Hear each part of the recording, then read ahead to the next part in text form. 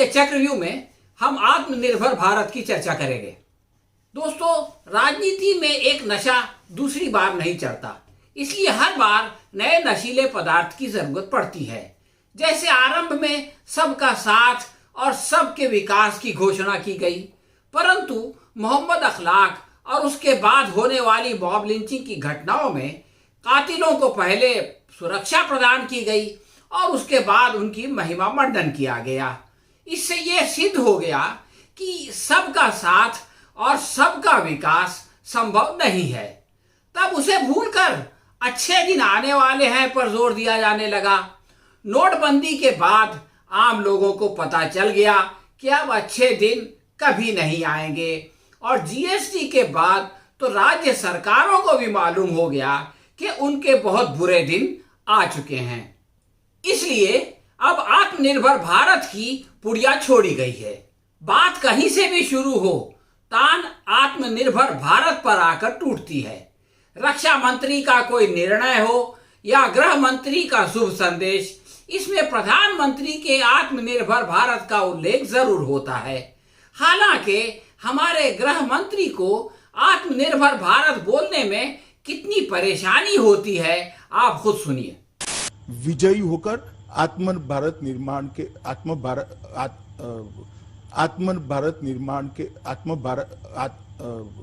अबे जल्दी बोल, कल सुबह पनवेल निकलना है। आत्मनिर्भर भारत के निर्माण के अंदर हम जरूर सफल हों। हाँ तो दोस्तों, आपने देखा कि जो शब्द बोलना इतना कठिन हो, वो काम करना कितना मुश्किल होगा। खैर, शाहजी की राजनीति तो जुमलों से चलती है, इसमें कुछ करने का बहुत अधिक महत्व नहीं होता। प्रधानमंत्री स्वतः उठते बैठते लाल किला के भाषण समेत हर अवसर पर आत्मनिर्भर भारत की माला जपते रहते हैं। अब की बार 30 अगस्त को अपने मन की बात में भी उन्होंने खेल खिलौनों के बीच आत्मनिर्भर भारत का राग शुरू कर दिया, परंतु संयोग से उसी दिन दिल्ली हाई कोर्ट ने इस पाखंडी नारे की पोल खोल दी। दिल्ली हाई कोर्ट ने केंद्र सरकार से कहा कि अगर सरकार लोकल एंटरप्रेन्योर को प्रमोट नहीं कर सकती तो मेक इन इंडिया और आत्मनिर्भर होने के दावे पाखंड लगते हैं। हाई कोर्ट ने कहा कि एक तरफ सरकार मेक इन इंडिया की बात करती है, दूसरी तरफ ऐसे टेंडर जारी करती है जिससे छोटे संस्थान रेस से बाहर हो जाते हैं। अदालत ने अपनी टिप्पणी में कहा, इससे ज्यादा चिढ़ होती है कि अगर आप इन लोगों यानी छोटी कंपनियों को बाहर ही करना चाहते हैं तो साफ कह दीजिए। अपने भाषणों में इतना पाखंडी मत होइए। आपका राजनीतिक नेतृत्व तो मेक इन इंडिया की बात करता है, आत्मनिर्भर भारत की बात करता है, वो लोकल इंडस्ट्री को बढ़ावा देने की बात करते हैं, लेकिन आपके काम आपकी बात से मेल नहीं खाते। आप पूरी तरह से पाखंड कर रहे हैं। दोस्तों, हमें याद रखना चाहिए कि कोई देश केवल भाषणबाजी से विश्व गुरु नहीं बन जाता, और न किसी देश में आत्मनिर्भरता घोषणाओं से आती है। जब तक चीन ने सीमा में घुसपैठ नहीं की थी, सरदार वल्लभ भाई पटेल की मूर्ति से लेकर योगा दिवस की चटाई तक सब कुछ चीन से आता था। हालांकि मेक इन इंडिया के नाम पर मूर्ख बनाने का धंधा उस समय भी जोरों शोर से चल रहा था। अब चीन का बहिष्कार करने के लिए आत्मनिर्भरता का नारा लगाया जा रहा है, लेकिन चीन को छोड़कर दूसरे देशों का जो माल आयात किया जा रहा है उस पर लेबल कुछ भी लगा हुआ हो, या तो उसका उत्पादन चीन में होता है या उसमें उपयोग किए जाने वाले कलपुर्जे चीन में बनते हैं। इसलिए कि चीन ने पिछले 30 सालों में वो क्षमता अपने अंदर पैदा की है कि सारी दुनिया उस पर निर्भर करने लगी है। हमारे प्रधान सेवक पिछले 6 सालों से इसका केवल चूरन दे देकर लोगों का दिल बहला रहे हैं। प्रधान जी को याद रखना चाहिए कि आविष्कार के बिना बहिष्कार संभव नहीं है। किसी देश में आविष्कार का एक मापदंड उसके पेटेंट और ट्रेडमार्क का रजिस्ट्रेशन भी है।